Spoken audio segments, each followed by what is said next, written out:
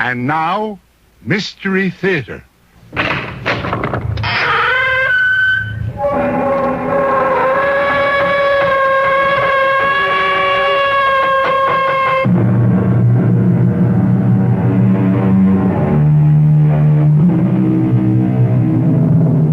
Come in. Welcome. I'm E.G. Marshall. Welcome to a world of terror.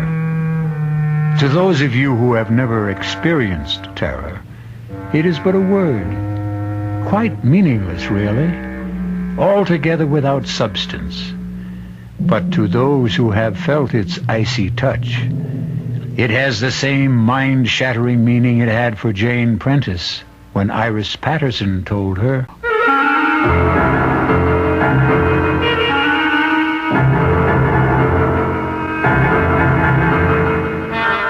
Our mystery drama, Journey into Terror, was written especially for the Mystery Theater by George Lothar and stars Roy Thinnes and Lynn Loring.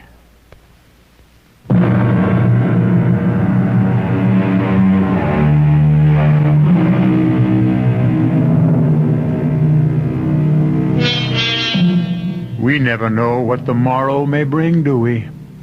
Indeed, what unexpected turn of fate may change our lives within the next hour? The truth is, we may well see but ignore telltale signs which warn us of danger ahead, and when the blow falls, wonder how in the world we could have failed to take heed. Jane Stoddard took no notice of the telltale signs, and as a result, faced death in a horrible form. I certainly admire the way you're taking the sudden change in our honeymoon plans, Jane. You're a real sport. Nonsense, Tom. Whither thou goest, I will go. To Detroit instead of the Bahamas on your honeymoon? It's not your fault your wealthy client lives here instead of Nassau. Patient, Jane, patient, not client. A very handsome and talented one. Do you have patients all over the country? All over the world. You mean we're going to be traveling constantly? Oh, no. My practice is mainly in New York, but now and again I'm called into consultation. We'll have fun, sweetheart. You'll see. And now I'd better get a move on, or my patient will find himself another doctor. Will you be long? No, a few hours. Why don't you get out of this hotel and do some shopping? Maybe. But right now I think I'll just stretch out and rest a bit. Good. Then you'll be in great shape for the theater tonight and some dancing later. See you in a few hours, sweetheart. Darling. Bye now. Bye, dearest.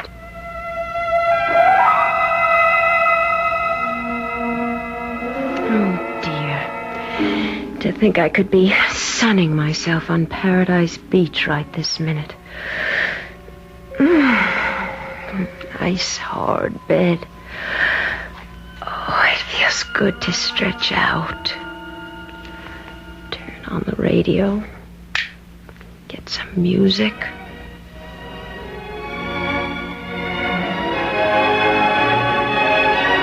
Oh, that's nice. We interrupt for a special bulletin. The body of a woman, a newly married bride, was found less than an hour ago in her palatial Shaker Heights home. According to the police, she had been tortured, then strangled with one of her own stockings. The coroner has established the time of death as having occurred about 48 hours ago. Fine honeymoon. One in a hotel room listening to the latest murder report. Yes? Mrs. Stoddard. Mrs. Thomas Stoddard? Yes?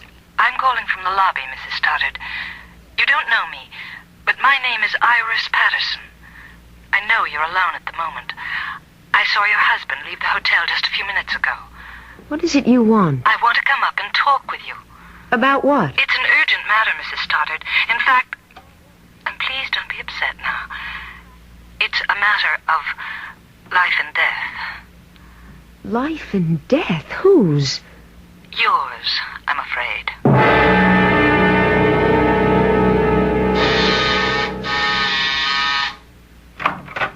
Come in, Miss Patterson. Yes, but Iris will do. My credentials. New York City Police.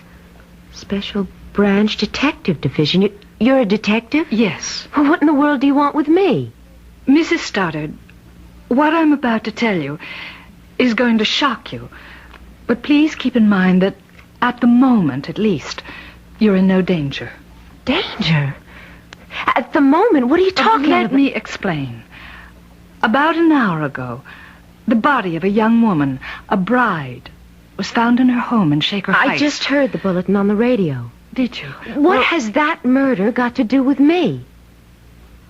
She was murdered by your husband. Here, please, let me. No, I'm all right. I thought for a moment you were going to faint. So did I, frankly, but I'm all right. Surely you've made some sort of mistake. No, I'm afraid not. But you must have. Tom, my husband can't possibly be a murderer. No matter what you say, I can't and I won't believe it. I don't blame you for feeling as you do, of course, but perhaps you'll believe me if I tell you a few things about yourself that will surprise you. Such as what? Your first meeting with Tom Stoddard was accidental, or rather appeared accidental. What? Why, yes. I mean, it was. It was in New York City. It was raining. We both hailed the same cab at the same time. And at his suggestion, you shared it. Yes. It happened roughly 10 days, 2 weeks ago. Yes, but how do you know? It's his M.O., his modus operandi, the way he operates. Now, I'm quite sure, for example, that you have no family to speak of, no mother, father, they're dead, no brothers and sisters. That's true. And few close friends. You lived alone, no roommate. You're absolutely right, but I still His don't... victims are always young women who are alone in the world. You see, this helps to make them easy prey. I mean, they're lonely, they yearn for companionship, and are perfect setups for a whirlwind courtship. He swept you off your feet, of course. Oh, he did. Flowers, candy, dinner dates, theater. It was... I was ecstatic, but... No, you can't be right. You have made a mistake. A terrible mistake. Mrs. Stoddard, Jane, if I may. Yes. We have made no mistake. For example, what about the insurance policy? What insurance policy? Hasn't he mentioned insurance to you? No. He will. Hasn't gotten around to it yet, that's all, but sooner or later, probably sooner, he's going to want you to take out an insurance policy for a large sum, naming him beneficiary. But it's unbelievable, incredible. It is true, nevertheless.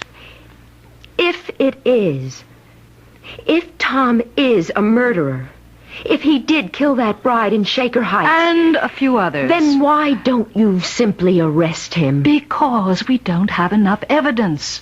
He's extremely clever. And so far, we've been totally unable to nail him with the goods. That, Jane, is where you come in.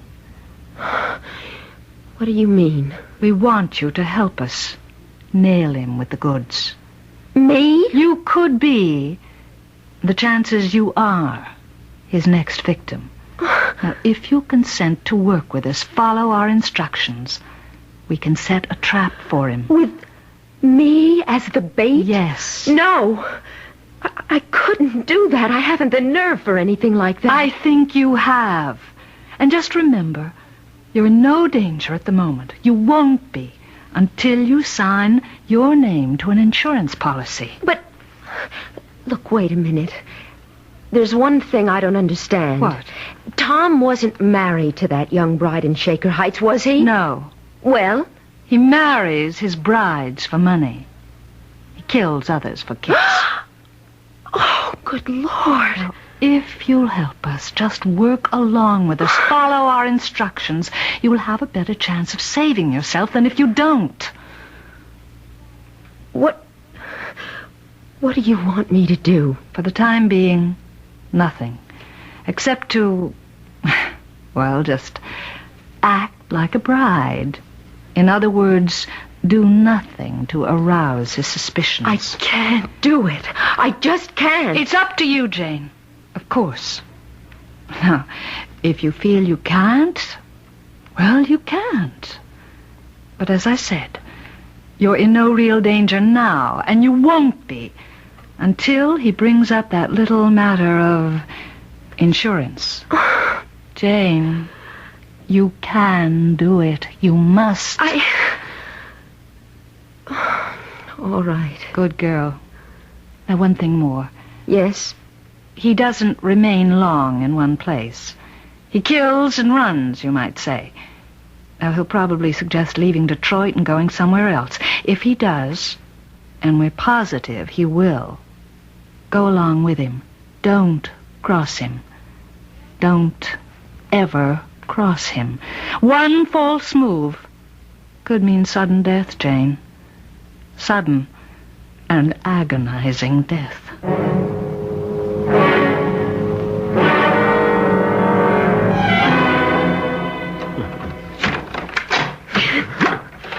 I thought the third act was a riot, didn't you, Jane? Yes. Yes, it was, Tom. I noticed you didn't laugh much, though. Of course I did. It seemed to me the only times you laughed were when you caught me watching you. Tell you the truth, honey, you've been kind of depressed all evening and trying awfully hard to act as if you weren't. Well, to be honest, Tom, I'm just not feeling well. Well, maybe you are yearning for Nassau in the Bahamas. Wishing you were there instead of here. I'm with you, Tom, and that's all that matters. Sure? Couldn't be surer. And anyhow, I like Detroit. I'm enjoying myself. I'm sorry to hear about that. Why? Well, we're leaving for Los Angeles in the morning. Oh? Well, what do you mean, oh? Just, oh. Tom, why are we going to Los Angeles? Another patient? No, I had a call from Greg Benson, a colleague, a friend of mine. He's managing the National Conference for Psychiatrists in Los Angeles.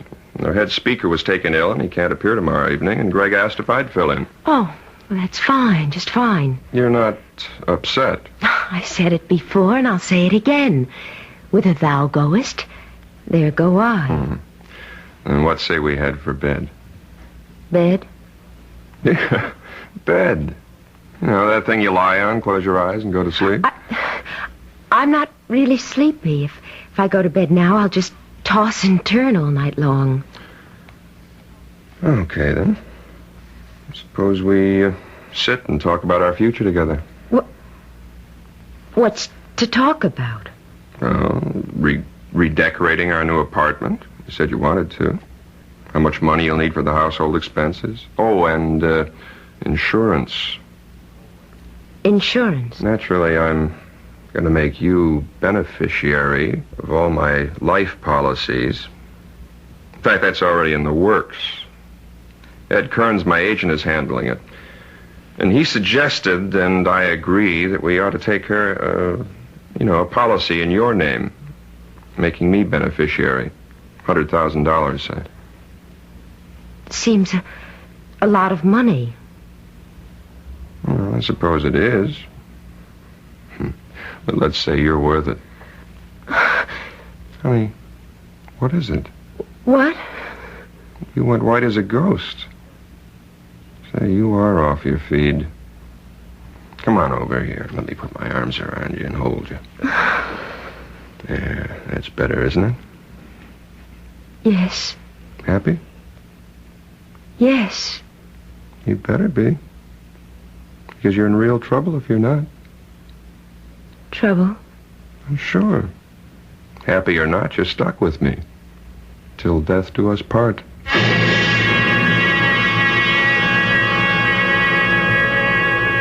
It would appear that Tom Stoddard is not only a murderer, but a murderer with a sardonic sense of humor. The full import of those words from the marriage ceremony, the import of Tom's use of them, is by no means lost on Jane.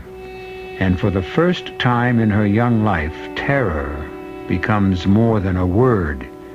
It becomes an actuality. I'll be back shortly with Act 2.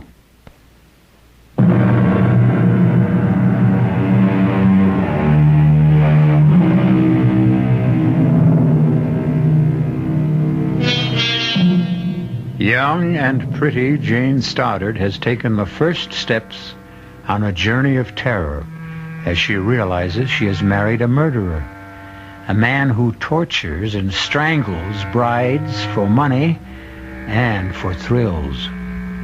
Detective Iris Patterson of the New York Police Department has warned Jane that Tom Stoddard kills and runs. And now, as Jane finds herself with him in a Los Angeles hotel suite... So, once again, my darling, I'm off. A fine honeymoon I'm giving you. Where's the conference being held, Tom? Belmonte Hotel. Why? I just wondered. You didn't say, and if I wanted to get hold of you for any reason. Don't. Don't? Don't even want to get a hold of me. I'm going to be up to my ears in work. Oh. Well, all right. I'll see you later.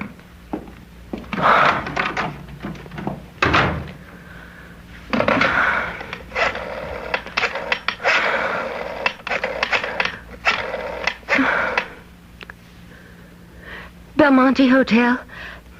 I wonder if you would tell me, please, in what room the National Conference of Psychiatrists is being held. What? Would you repeat that? There is no Conference of Psychiatrists being held at the Belmonte? Yes. Thank you. That's what I thought you said.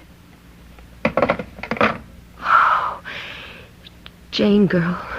Police or no police, you're getting out of this hotel and out of Tom Stoddard's life right now.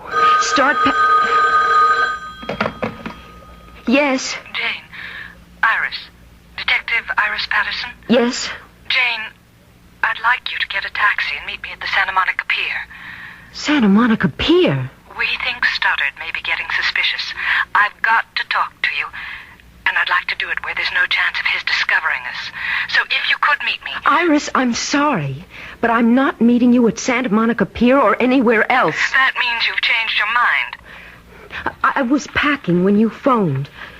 I'm getting out of here. And going where? Back to New York. Don't do that, Jane. Why not? Because he'll follow you. Wherever you go, from here on, he's going to follow you because... Look, listen, Jane. There's a lot you don't understand, and I ought to explain. You can't run away from Stoddard. If you try, you'll be sealing your own death warrant. But I Jane, can't... please, for your own safety, meet me at Santa Monica Pier. If you still want out after that, okay. All right. I'll meet you. When? Half an hour. I'll be watching for you.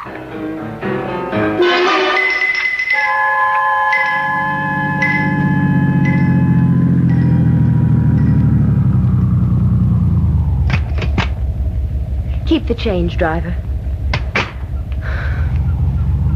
Jane! Jane, over here! Here, Jane! Hello, Iris. Well, we're safe enough here, I think. Would you like something to drink, to eat? Iris, I've been followed. Someone has been shadowing me since I left the hotel. Of course. That man in the car over there... What do you mean, of course? You're under strict guard. The man in that car is a Los Angeles detective. Oh, I'd forgotten I was being held under surveillance. Well, you feel safer. Much. You're half an hour late, though. What happened? Iris, I'm sorry, but... Well, you won't believe this. I couldn't find the pantyhose that go with this dress. I hunted high and low, and What's the matter? Nothing. Nothing. Iris, there is something. The second I mentioned pantyhose, you got a funny look on your face. Okay. I wanted to keep it from you. No sense alarming you unnecessarily. Jane, there's been another murder. Here in L.A. A bride strangled with a pair of pantyhose after being tortured. No! Iris, that does it. I'm getting as far from Tom Stoddard as I can. Jane, another girl who married Tom Stoddard became afraid of him, left him, and tried to hide from him, and, well, it took him 2 years to find her and kill her. But he found her and he killed her. No! The simple truth is your safety lies in our arresting Stoddard with enough evidence to put him behind bars for life. Now tell me, Jane, has he mentioned that insurance policy yet? Yes. Last night in Detroit. He wants to take out a $100,000 policy on my life with him as beneficiary. You didn't sign anything, an application for the insurance? No. Well, then you have nothing to worry about until he asks you to sign. You're relatively safe. Relatively. Don't worry. Safe enough. Iris, what did you want to talk about? Well, the next step is getting started with the goods. By this time tomorrow, unless we miss our guess, you'll be in Miami, Florida. What? Where... Now, look, I'm going to lay this on the line, Jane, and I want you to understand clearly what you're in for. Where we want to catch Stoddard in the act. The act of murder. Of murdering you. To be precise, the act of attempting to murder you.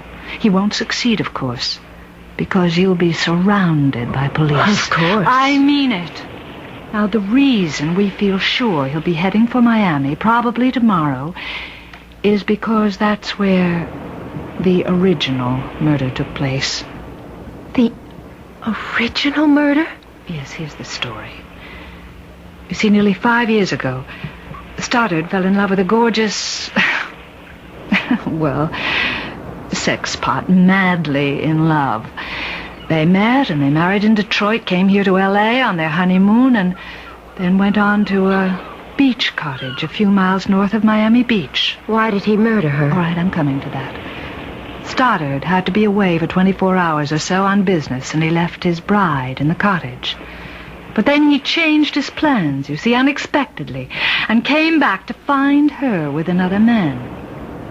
He killed the man first. And he spent hours torturing his bride before he killed her. I don't get this. If he killed this woman in Miami, and you know he did, how come he's still free? How come he's not in prison? He was, for more than 3 years. He got off with a reduced sentence on a plea of temporary insanity. I see. Only as we see it, and have every reason to believe, he's still insane. You really mean it when you say if I try to go somewhere he can't find me, he'd still find me? He'd still hound you until he does find you, yes. Then I have no choice, have I? I don't think so. All right, Iris. I'll go along. What else can I do?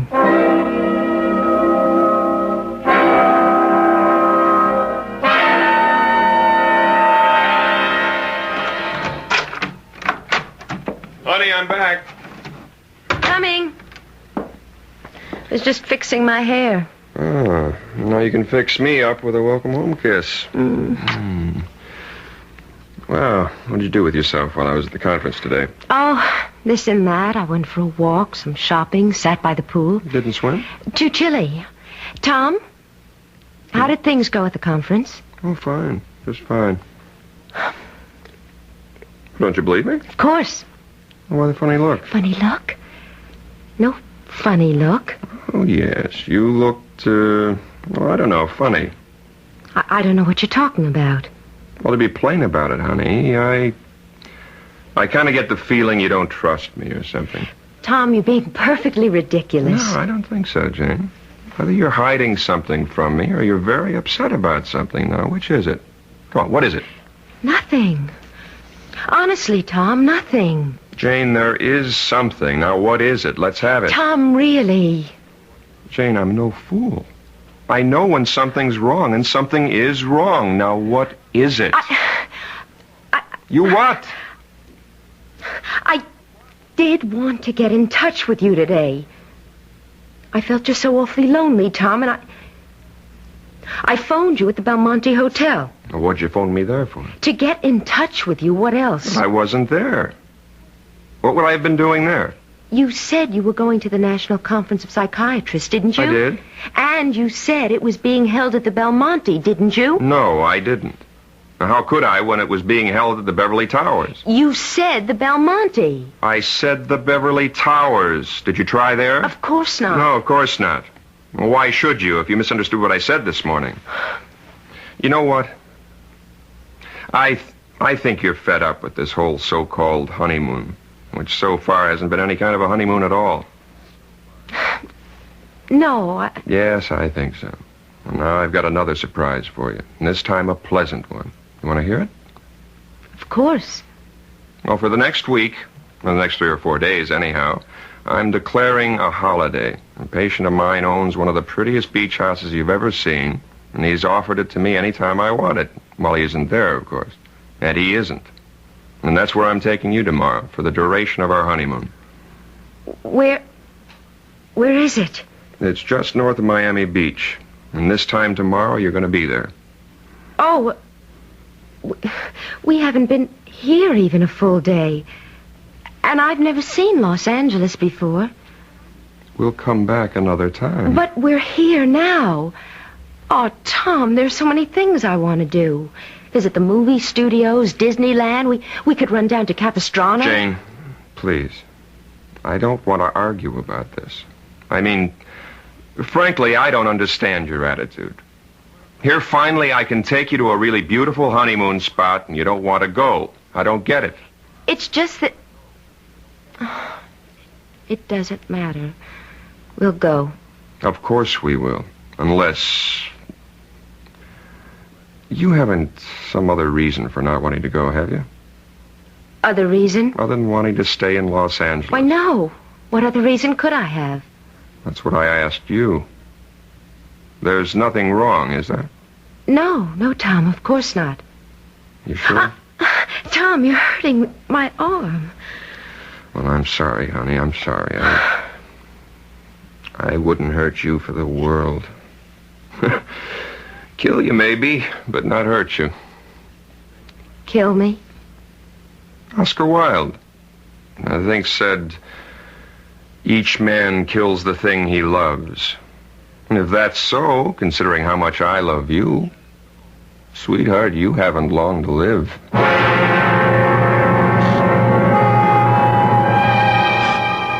So Jane Stoddard moves along, step by step, on her journey into terror.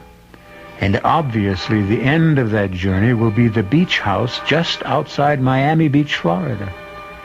Trapped, caught, and helpless in a web of circumstances beyond her control, Jane has no choice but to continue the journey to certain death. I'll return shortly with Act 3.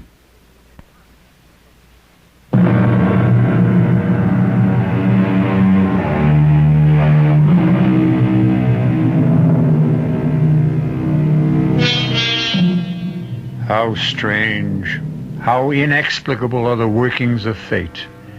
How curious, too, that the fearful things that happen to others we never consider may happen to us. Could we, any of us, ever find ourselves married to a murderer, as Jane finds herself married to Tom Stoddard? Seems hardly likely. Might we one day realize we are headed for sudden death and powerless to prevent the inevitable? Scarcely possible. Well, Jane once thought so too, if she thought about it at all. But now, with a murderous husband at her side, she flies toward Miami Beach, Florida, and death. Jane? Sweetheart, what is it? What, Tom? I don't... You seem so tense. No, nervous maybe. Flying always scares me a little. Well, soon landing in Miami, so relax. I'll try. Oh, Kearns, my insurance man, sent me that application in L.A. I got it right here. Application? You know, the insurance policy I'm taking out on your life. Now, here's a pen. You can sign it now. And I'll shoot it back to Kearns from Miami Beach. Well, sign it, honey. Yes, of course. Good. That takes care of that. Oh, mind if I settle back and catch 40 winks? Of course not. I'm going up to the ladies' room. Okay.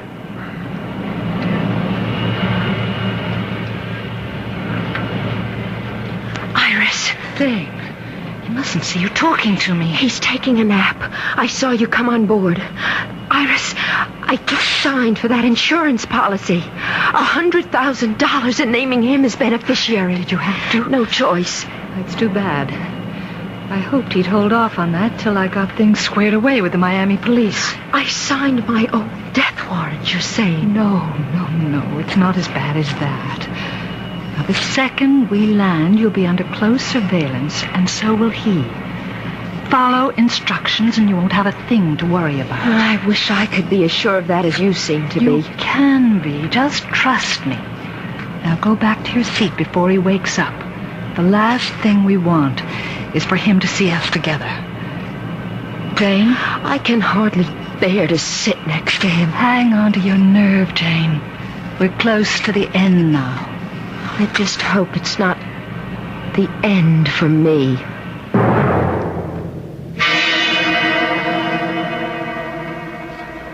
Well, what did I tell you?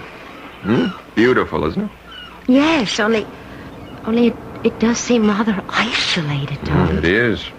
That's one of the things that make it perfect for a honeymoon. That and the beach and the water out there. What more could a bride want?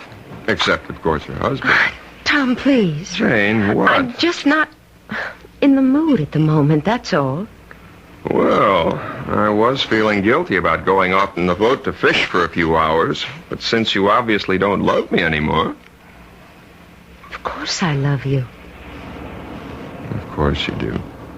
And I can't blame you for being a bit out of sorts. All this traveling. I've hardly given you a chance to settle down. Well, okay. I'm off to do some fishing. You can be alone for a few hours. Give you a chance to relax. Let's have a kiss for good luck. Okay, be back for dinner. Fish dinner, I hope.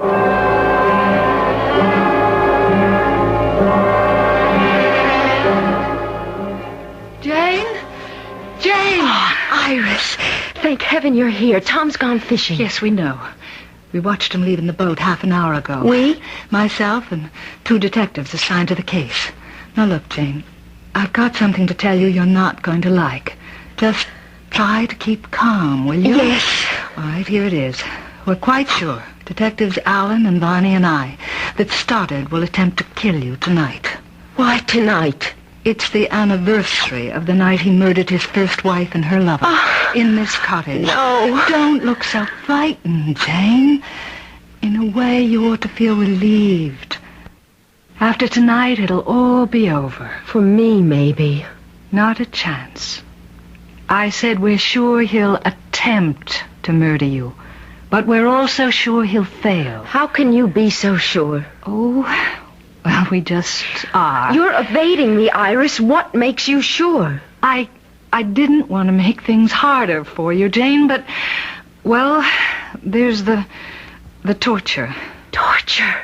Yes. Are you telling me you're going to let him torture me before you move in? I'm not telling you anything of the sort. What I'm saying is that we've got to let him make the first move. We've got to have the evidence to convict him. And that brings me to the next step. Yes?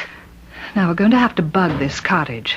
Set up a tape recorder with concealed microphones in each room. Why? Because once he has you, that is, once he thinks he has you where he wants you... No, I can't go through with this. Jane, you can. Now, please trust me.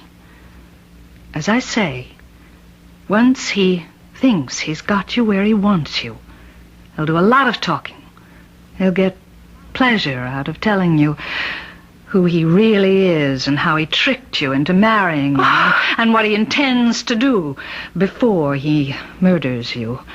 Now, Detectives Allen and Barney and myself will be here in the house recording every word. And Jane, dear, I give you my solemn word. Once we have the evidence, we'll move in on him so fast he won't have a chance to lay a finger on you. I hope you're right. Now, one more thing before I go. Here's a sleeping powder. You always have cocktails before dinner. Now slip this powder into his cocktail tonight. Put him to sleep? What on earth for? So we can bug the place. He'll only sleep for an hour or so. It's a light dose. But he's out fishing. Can't you do what you have to do now? No, it's too risky. Everything has to be concealed carefully. And we can't chance him coming back unexpectedly.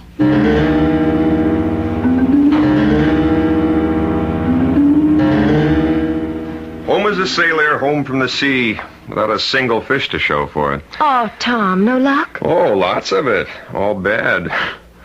But you should have seen the one that got away.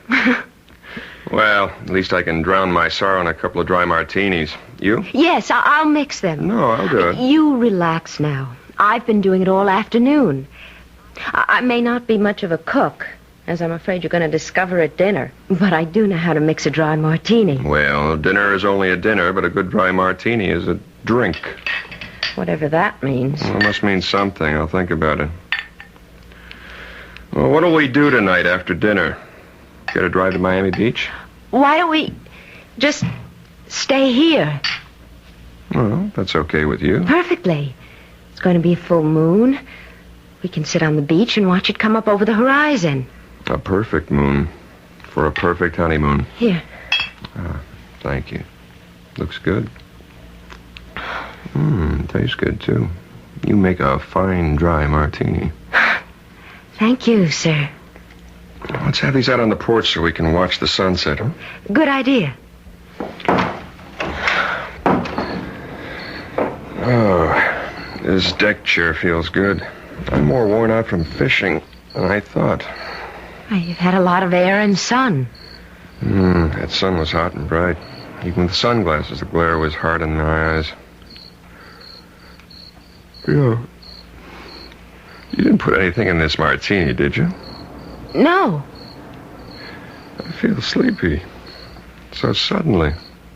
As you said, the glare of the sun on the water. Worse than I thought. Oh, boy. I just can't keep my eyes open. Can't stay awake. Oh, I'm sorry. Don't mind me. Close your eyes. Rest them. Yes. I never felt so sleepy. What was that? Nothing. The glass slipped from your fingers. Don't worry about it. I'll clean it up. You sleep. Tom? Tom? Good. Iris! Iris! Here! He's asleep. That's fine, Jane. That's just fine.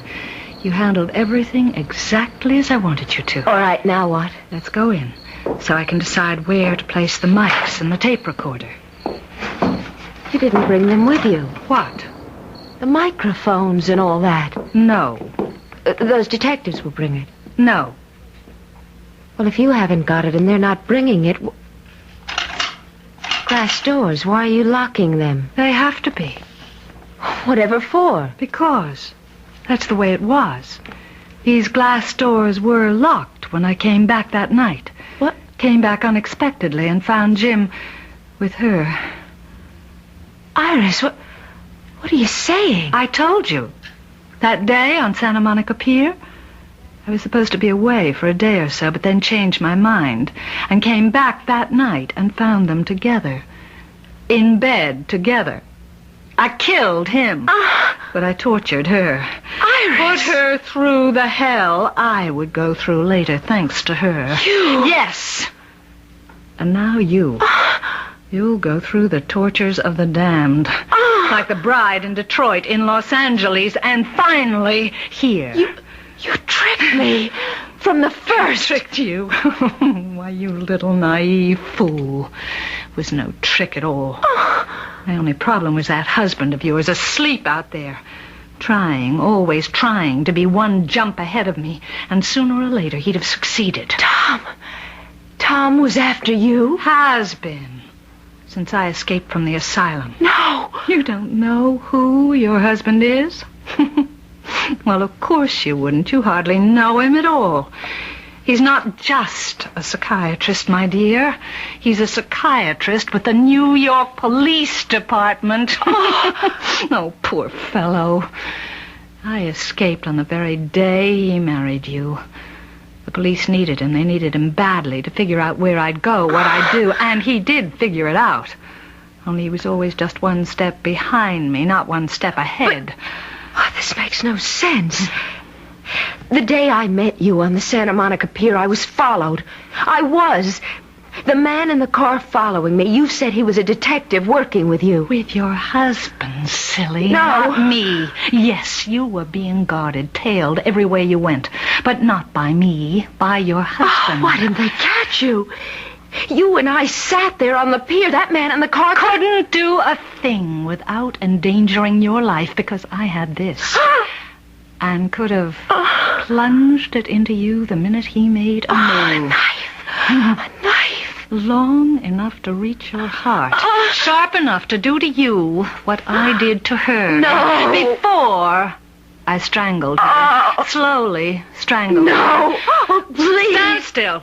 Oh, don't back away. Yeah, that's all right. Move back. Just keep moving back into that corner where I can get at you with this knife, where I can start working on you. A little cut here, a nick there, a stab in just the right place, making it last. The torture, making it last as long as... Iris, don't move. Just don't move. Now drop the knife. Tom! Oh, Tom, I put a sleeping powder in your drink. A drink I threw away when I said I'd join you on the porch. Yes, Iris, I have been one step behind you. But this time, thank God, I've been one step ahead of you.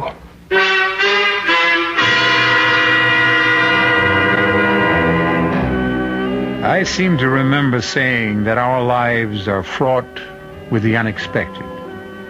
Also seems to me that, wrong as I can be at times, this time I was right. Glad I was. Jane Stoddard was only a pawn in the game the fates play. But thank heaven, she remains a living pawn. I'll return in a moment.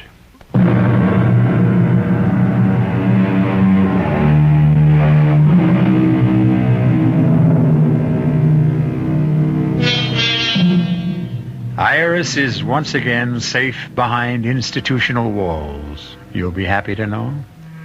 As for Jane and Tom Stoddard, they're on a second honeymoon. Or maybe I ought to say the first. The other one doesn't count. Our cast included Lynn Loring, Roy Thinnes, and Carol Teitel. The entire production was under the direction of Hyman Brown. This is E.G. Marshall inviting you to return to our Mystery Theater for another adventure in the macabre. Until next time, pleasant dreams.